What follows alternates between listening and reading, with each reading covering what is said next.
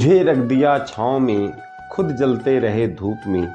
मैंने देखा है ऐसा एक फरिश्ता अपने पिता के रूप में। हेलो दोस्तों, नमस्कार। स्वागत है आपका अपने यूट्यूब चैनल अरविंद गुरुजी एजुकेशन में। आज हम बात करेंगे एक कहानी की।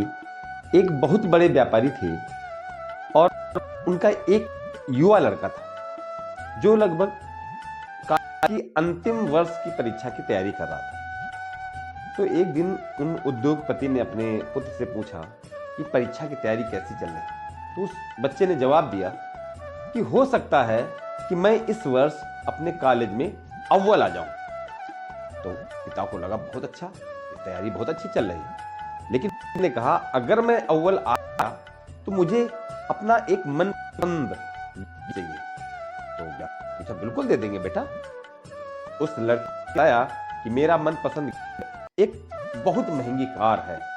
तो के पास पैसे की कोई कमी नहीं थी, उसने बिल्कुल। खैर, परीक्षा का दिन भी आया और परिणाम का दिन भी। और जैसे ही परिणाम आया तो बच्चे ने अपने से ही अपने घर में फोन किया पिता के पास कि मैं अपने में अव्वल आया हूं और अब मेरा गिफ्ट आप तैयार रखें। खैर, ये कहकर बेटा अपना कॉलेज से घर के लिए रवाना हुआ और रास्ते भर कोई अपनी मनपसंद कार अपने घर आंगन में खड़ी दिख रही थी। वो ये सब सोचता हुआ अपने घर पहुंचा। लेकिन जैसे ही घर पहुंचा तो उसको कार तो कहीं नहीं दिखी। तो अपने पिता के कमरे गया, पूछा पापा मेरी कार कहाँ? तो उसके पिता ने पहले तो उसको लगाया, उसको बधाई दी। उसके बाद कार में लिपटा हुआ एक तोहफा उसके हाथ में सौंपा। अब बच्चे को अपना मनपसंद गिफ्ट तो नहीं मिल था, लेकिन कागज में लिपटा हुआ तो उसमें जैसा ऐसा लग रहा था जैसे कोई भारी पुस्तक। जैसे ने अपने कमरे में जाकर उस पुस्तक का बाहर का जो कवर था कागज वो हटाया तो उस सोने के कवर से हुई रामायण की पुस्तक। अब को लगा ये कवर तो सोना है लेकिन अंदर रामायण ही है। उस रामायण का पहला पन्ना खोला और बहुत निराश हुआ। उसने सोचा सकता है मेरे पिताजी ने विषय में बहुत अच्छा सोच रखा होगा, तभी ये पुस्तक मुझे गिफ्ट की है। और एक लेटर उसी रामायण के ऊपर लिख कर रख दिया और उसमें यही लिखा कि पिताजी आपने मेरे भविष्य के या मेरे लिए बहुत अच्छा सोचा होगा, तभी आपने की जगह ये गिफ्ट मुझे दिया है।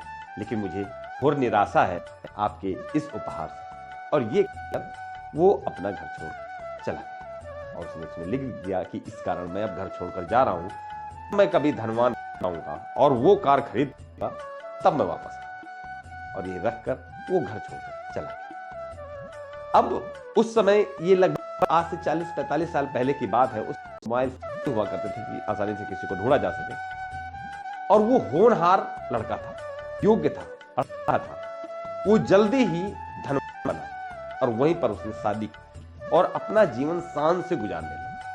कभी कभी उसे अपने पिता की याद आ जाया करती थी क्योंकि माता तो उसके बचपन में हो गई थी। लेकिन अपने पसंद गिफ्ट अपने पिता से न पाने की खीज उसकी याद पर भारी पड़ जाती थी और वो पिता से मिलने नहीं जा पाया। लेकिन एक हिम्मत करके उसने अपने घर पे फोन लगाया। उस समय बेसिक चला करते थे। फोन लगाया तो बहुत भारी मन से उसको लग रहा था, क्योंकि इतने दिन से पिता को उसने फोन नहीं किया था, बात नहीं की थी।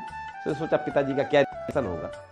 लेकिन उधर से उसके घर का जो नौकर था उसने फोन उठाया और जैसे उसने सुना मालिक का बेटा सामने फोन पर है तो उस नौकर ने बहुत दुखी मन से जवाब दिया कि बेटा मालिक आज से 10 पहले गुजर गए और वो आपको बहुत याद करते रहे और आपकी याद में बहुत रोते रहे। और उन्होंने कहा था कि कभी अगर बेटे का फोन आए तो उसको बताना कि ये पूरा जो व्यापार है वो आके संभाल ले, क्योंकि अब मैं तो नहीं रहूंगा या मेरी विकास तो नहीं होगी। ये उस लड़के को लगा कि बहुत बड़ी चीज खो गई है और बहुत दुखी हुआ।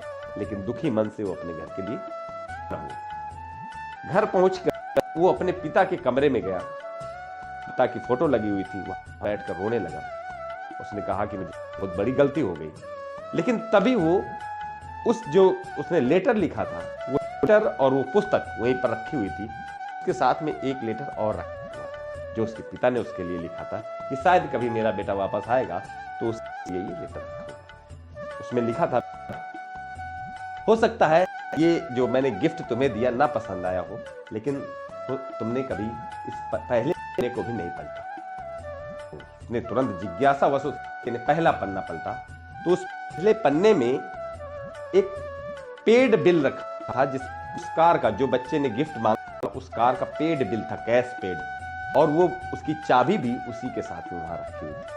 और वो एक कटिंग बनी थी, वो नई तरह से डिजाइन थी, जिसमें चाबी और बिल एक साथ रखा हुआ, लेकिन बच्चे ने उसको नहीं देखा। तो हमारे माता पिता क्या, ईश्वर हमें आपको बहुत से ऐसे गिफ्ट देता है जो हो सकता है जिनकी पैकिंग हमारी पसंद की, लेकिन उनके अंदर का गिफ्ट हमारी पसंद का ही होता है। जब ईश्वर गिफ्ट देता है तो वो और भी बड़े होता है, बड़े हो सकते हैं, लेकिन वो होते हैं किसी समस्या के रूप में, किसी कठिन काम में। लेकिन हमें आपको लगता है ईश्वर हमारे साथ तो न्याय नहीं कर रहा, इतना कठिन काम दे दिया, इतनी समस्या मुझे दे दी। अगर आपको ये कहानी अच्छी लगे तो अपने दोस्तों के साथ शेयर करिए और अपने पिता के, ईश्वर के दिए हुए किसी भी गिफ्ट को